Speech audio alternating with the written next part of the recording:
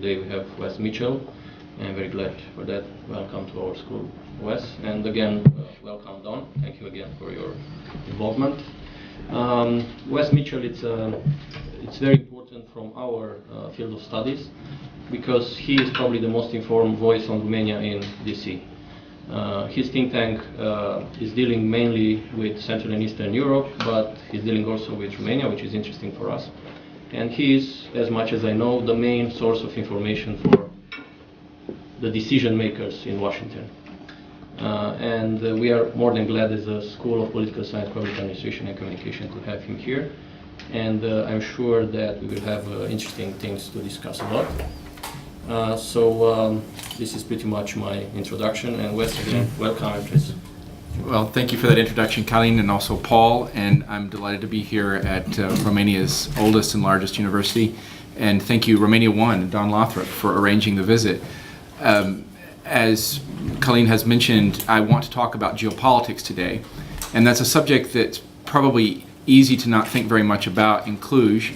And in Romania in general, you have the elections underway, so there's a lot of political focus. So you're thinking about your elected leaders and who will be the next president.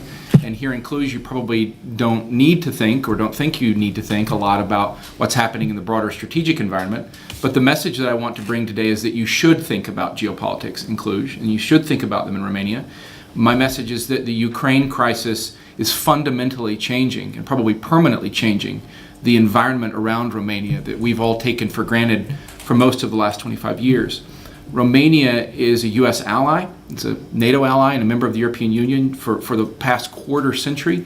You've had a very tranquil geopolitical environment that's allowed you to focus inwardly as a country, build up your national institutions, your human capital, your economy, and the Romanian success story speaks volumes about what you've done with that opportunity. And it's an opportunity that no country deserved more than Romania as victims of the Ceausescu police state.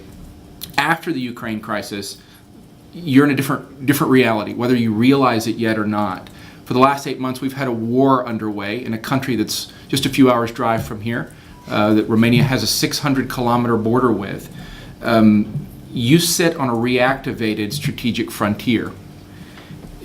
It will no longer be possible in that environment to just focus inwardly on your economic and political development, to just focus on completing your transition as a post-communist state. You'll have to devote more attention to your neighborhood and to your security and to old-fashioned geopolitics, as depressing as they can be in this region. You have to focus on that in order to ensure the conditions that allow you to continue your economic and political development. One of the things that Wess is going to work on over the next 6 months is actually developing a Romania strategy for the United States. I don't think Romania has a strategy for Romania, which incorporates military security, energy, investment for energy, economic growth. We have to grow our economy at more than 5% in this country. And how do we become a regional leader? And so it's a great opportunity not only today for for that kind of a question and answer for Wess, but much like CEPA is informing Washington, CEPA is not the government, it's a think tank. I would love to see this university be part of informing our leaders about what a strategy for Romania ought to be. A strategy that integrates all of these issues: military, energy security, investment, corporate governance. But I have an instinct that Romania is going to be America's first democratic success story since South Korea and Taiwan. A democratic success story where income levels here in Romania are twice what they are in any country to our neighbors. And so it's exciting to be a small part of it. And for those of you who've been to 2 other press conferences, it's really easy to get Americans to come to Romania now since the Ukraine crisis. It's really easy. The democratic machinery is slow. I mean, Vladimir Putin can do something in a day. It takes a while to crank things up in the United States, but it's getting cranked up. And thank you for coming here today to listen. And then I'll just hand the mic back to Wess, and he can take your questions. Thanks. I'm happy to take any questions. So I'll start. What's the weakest point of Romania in this moment regarding national security? I hold the opinion that the Supreme Defense Council of Romania holds, that corruption is the greatest national security threat to the Romanian state. I think you exist in a hostile environment. The link between corruption and national security exists in every country, including the United States. The difference for Romania is that the stakes are higher for you. You're in a hostile environment in which certain neighbors who are unfriendly to democracy would use that unfinished business as a national security liability against you. I think Romania has made tremendous strides in the fight against corruption. And I'm heartened by some of the prosecutions that have taken place. I think the judicial system is functioning.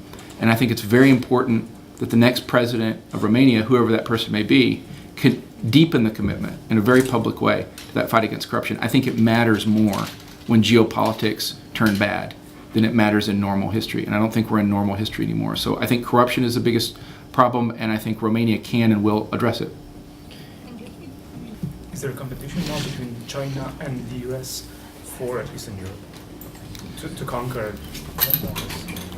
I think we're in the early phases of a geopolitical competition. I think that the Chinese, as Chinese power grows, I think the Chinese are looking at different regions of the world in which they can increase their influence, and I think this is one of these regions. The Chinese are a relatively new operator in this region. They have a different model for exerting influence. They have more money to spend. They're able to invest in infrastructure, public infrastructure. I think the Chinese, as much as the Chinese model may be alluring in some circles, it's important to remember that in strategic terms, the Chinese look at Romania much as they look at Equatorial Africa.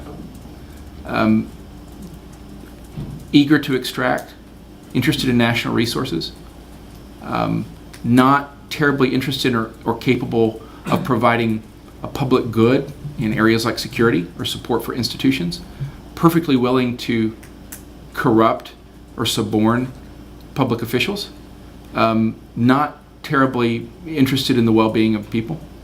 And I think this is a pattern that is new. Chinese interests may be new in Southeast Europe, relatively new, but we know what the Chinese model of strategic attention looks like in Equatorial Africa and in Latin America. And I wouldn't expect it to be any different in this region. I think the important thing to remember from the standpoint of Romanian national interests, if I were a Romanian, is that any system has to provide certain public goods. The Chinese model does not offer the prospect of an alliance that would serve Romania's long-term security interests. If in some not so distant future you have a security crisis with the Russians, the Chinese are not going to help you. It's not in their interest to help you. The Chinese don't, by the way, the Chinese don't have what we call allies. They have tributaries. They have supplicants who come to the Middle Kingdom, and the Chinese look at the world and you're either a tributary or you're an enemy. The Russians don't have allies the way we think of them in the West. They have client states whose leaders are the lackeys of the Kremlin. So I think the last 25 years and the current state of the Romanian economy show that you made the right choice in 25 years ago, and again with NATO and EU enlargement, and I think it's in your interest to stick to that choice. Okay, but how do you see the situation, the situation in which Romanians cannot travel in USA without a visa and Hungarians can? It is fair? I think it's indefensible. Our institute has fought in Congress to have that changed. I think any country that bleeds alongside our soldiers in Afghanistan should be able to come and visit New York and Washington anytime they want to. And we're fighting to change that. And there are a lot of committed allies in both parties on Capitol Hill who agree with that. And I'm confident, having interacted with your embassy and with members of our Congress, that we'll get it fixed. And I'm sorry on behalf of the United States that it's not already fixed. We're also sorry we don't have an ambassador either. That's inexcusable.